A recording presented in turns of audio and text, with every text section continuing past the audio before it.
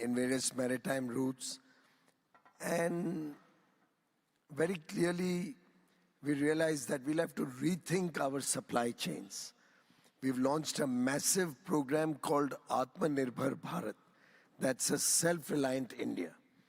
And we are addressing each and every supply chain sectorally to see where our vulnerabilities are, where we need to expand capacity, even though it may not be adhering to Michael Porter's theory of the comparative advantage of nations.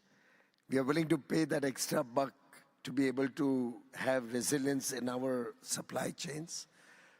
And that has, of course, helped us create jobs, helped us create production capacities within the country.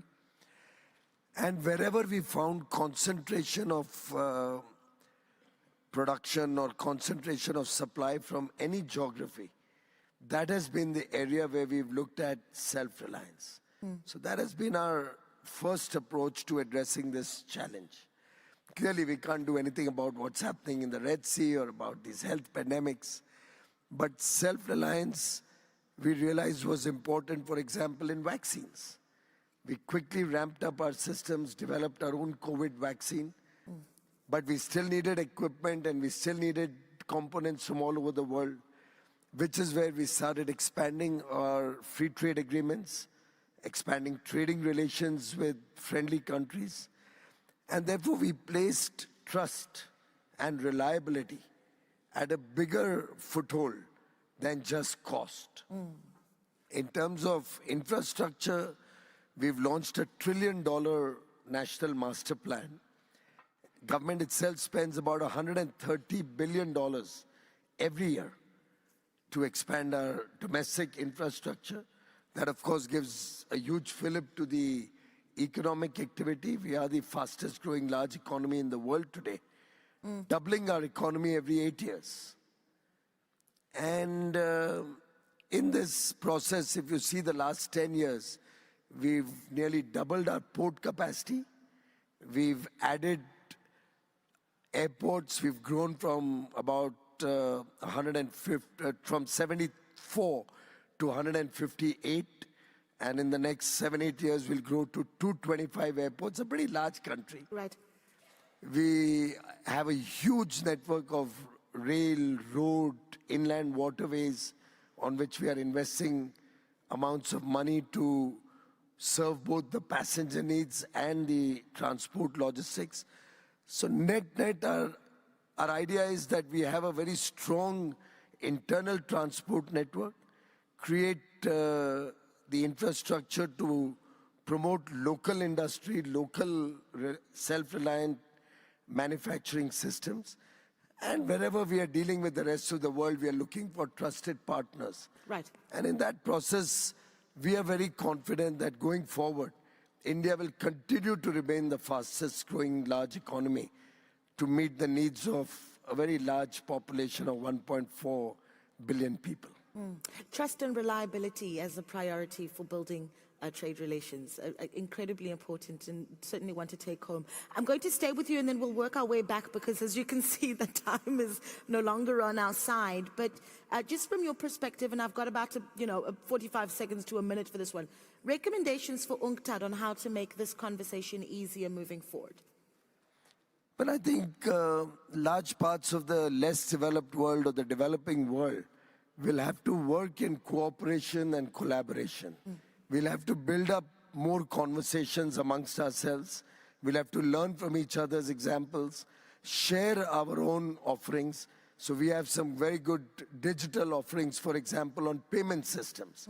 If we all share it amongst each other and we are willing to share that with all the countries, we can significantly bring down the cost of transacting and payment within countries. Right. We can look at maybe what Saudi Arabia just mentioned about sharing with everybody systems on cutting down transport or port times.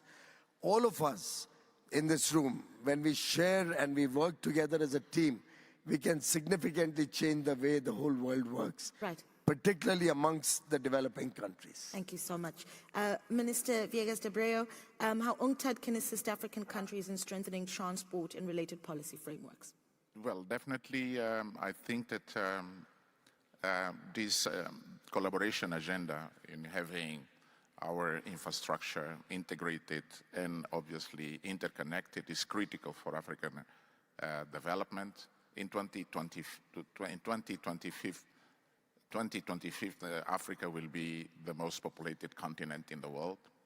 And we need to close the gap, and we need to reduce costs, and we need to be integrated, and we need a very firm response exactly to address these issues, and having UNCTAD helping in supporting the various stakeholders which are around the same subject is critical.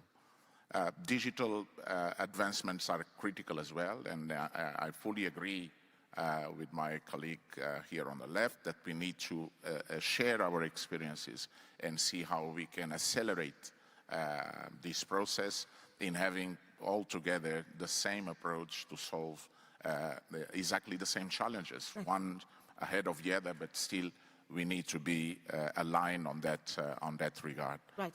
Lastly, I think that, and I would like to challenge Saudi Arabia and see if we can have that discussion in 2026, is to have a dedicated session around African corridors to be included on the agenda, having the governments, investors, and development partners talking about this issue, because it's critical for us to reduce the gap, align strategies, and share the experiences that are across the world. Thank you very much. Thank you so much.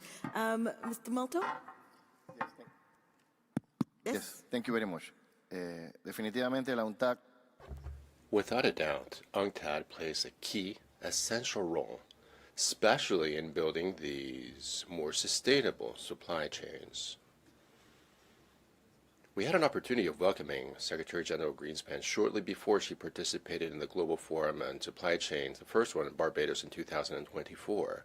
And with that visit, we see international recognition of the Panama Canal as critical infrastructure for world trade and as an example of adaptation and resilience to climate change. The result of that forum provided a clear direction for us to go, how important it was to have logistical and maritime improvements. And the Panama Canal recently launched the Net Zero program. Panama is a zero carbon emission country, and we would like to invest our countries in investing in energy efficiency and the use of low emission fuels. And as of 2025, the Neo-Panamax vessels as low emission vessels will have exclusive transit with particular productivity benefits. The Panama Canal commits to having zero emissions by 2050. In the Barbados Forum, we also highlighted the importance of digital solutions for resilience. And this has been mentioned already by some of our colleagues who spoke about traceability, blockchain, and so on. We believe that UNCTAD will be very effective in supporting logistics and technical cooperation. Another significant step forward was UNCTAD's collaboration with the Trade and Transport data set. And we believe that as we look forward to the Global Forum in 2026 in Saudi Arabia, and congratulations on hosting that event, that's wonderful.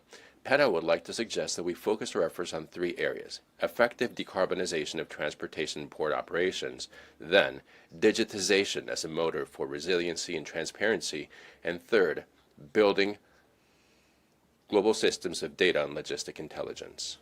Round of applause. Thank you so much. I get one final question now for the Kingdom of Saudi Arabia. Again, recommendations for UNCTAD in preparation for next year, and how it is that UNCTAD can assist countries in strengthening transport and trade logistics systems.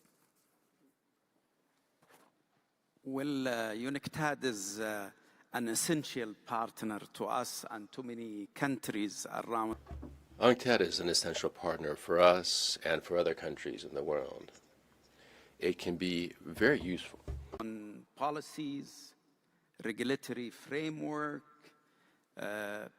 building digital technological solutions, infrastructure planning, infrastructure structuring for ease of funding, ease of connectivity, and also it is a platform for open dialogue and discussion and exchange of experiences between different members. And I'm excited and looking forward for the next forum, the second forum next year. And we already have suggestions for the agenda, which make me even more optimistic about how successful the event will be next year. Yeah, the collaboration has already started. Gentlemen, thank you so much. Please give them a warm round of applause. And once again, all the best to Saudi Arabia in 2026. Thank you so much to our panelists, Mr. Saleh bin Nasser Al Jasser, Minister of Transport and Logistics Services from the Kingdom of Saudi Arabia, Mr. Julio Molto, Ministry of Trade and Industry from Panama. We'll take a little family picture quickly, and we can have our previous panelists also come up if we'd like to quickly take that picture. Thanks as well to Mr. Ricardo Viegas de Abreu, Minister of Transport for Angola, and Mr. Shri Piyush Goyal, Minister of Commerce and Industry for India. Many thanks to our moderator there, Naledi Moleo, and her distinguished speakers for their invaluable contributions, which will of course be going to the key outcomes of this conference, UNCTAD 16, and also towards that second UN Global Supply Chain Forum, which, as we heard earlier, will be held in Saudi Arabia. That concludes this particular roundtable. We'll be back in just a few minutes with our next session, the Global Commodities Forum. That will be starting in a few minutes' time. Thank you.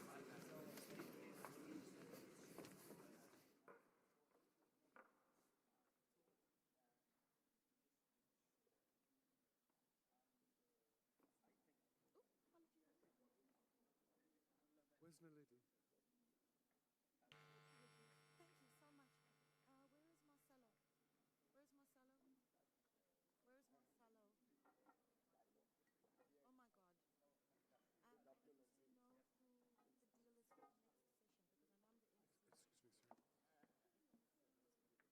Excuse me, sir. Naledi? Yes. Yes, Damon, yes. You need to look at your WhatsApp. And you have the script in there for the... So basically now, after this is all finished... When did you send it? Marcelo in the group. When they're finished here, you need to introduce a video from Malta, which Marcelo told you about, I think. Yes, but now I'm trying to remember what it is. Whenever you want to come. Who is in the video? There's a script I don't have the group. What group is that? that Marcelo gave you this morning. We set it up this morning. No, I'm not in that. You are. I've seen you in the... Okay, This... there it is. No. This group was set up this morning. Yes, and you're in it, yeah.